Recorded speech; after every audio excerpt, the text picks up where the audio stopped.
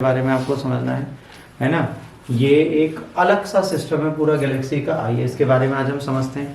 Exam में पूछा जा सकता है। देखिए ऐसा दिखता है जीजी टाउ ये सिस्टम, अगर दूर से देखें तो। अब ये क्या है, हाल में उड़ीसा स्थित राष्ट्रीय विज्ञान अंतरिक्ष अनुसंधान शोधकर्ताओं ने जीजी टाउ नामक एक अद्वितीय त्रितारा प्रणाली का अध्ययन किया है। त्रितारा प्रणाली मतलब होता है जहाँ पे 3 स्टार्स काम कर रहे हैं, और इस सिस्टम को इन्होंने ढूंढा है। अब इस सिस्टम को ढूंढने से क्या होगा, एक अनोखी त्रितारा प्रणाली है जो पृथ्वी से 489 प्रकाश वर्ष दूर है, केवल 1 से 5 मिलियन पुरानी है, जो इस ग्रह निर्माण के प्रारंभिक चरणों का अध्ययन के लिए उपयुक्त बनाती है। ये बताती है कि कैसे नवीन ग्रहों का बनना स्टार्ट हुआ।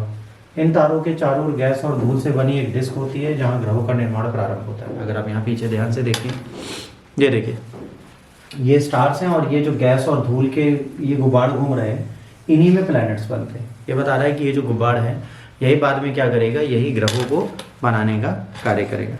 जीजी ताऊ एक 3 तारों का एक दूसरे के साथ अंतरक्रिया करते हैं। ये अपने चारों ओर गैस और धूल की डिस्क को प्रभावित करते हैं, जिससे अनुमान लगाना कठिन हो जाता है ग्रह कैसे बन सकते हैं। इससे हमें ये नहीं समझ में आ रहा है कि ग्रह कैसे बन सकते हैं।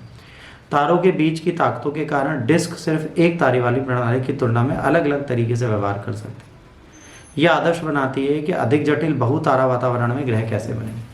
जैसे एक तारा है तो वो प्रेशर ग्रहों पे कम डालेगा, बट अगर 3 तारे हैं तो सबका अलग अलग ग्रहों का प्रेशर पड़ेगा। तो ये बताएंगे कि अगर कई सारे तारे होंगे तो वहाँ पे एटमॉस्फेयर कैसे बनेगा। ब्रह्मांड में एक दुर्लभ संरचना है, इसका अध्ययन करने से वैज्ञानिकों को ये समझने में मदद मिलेगी जटिल तारा प्रणालियों में ग्रह कैसे बनते हैं। अगर 3-4 तारे हैं तो वहाँ पर ग्रह कैसे बनते हैं। इससे वैज्ञानिकों को ये जानने में मदद मिलेगी कि इन अधिक जटिल वातावरणों में ग्रह कैसे बन सकते हैं। ठीक, अब प्रोटो स्टार है क्या। प्रोटो स्टार ढहते बादल के केंद्र में एक घना और गर्म केंद्र जो आसपास के धूल और गैस को इकट्ठा करता है और बाद में एक पूर्ण विकसित तारा बन जाता है। तो ये समय के साथ होता है, तुरंत नहीं होता।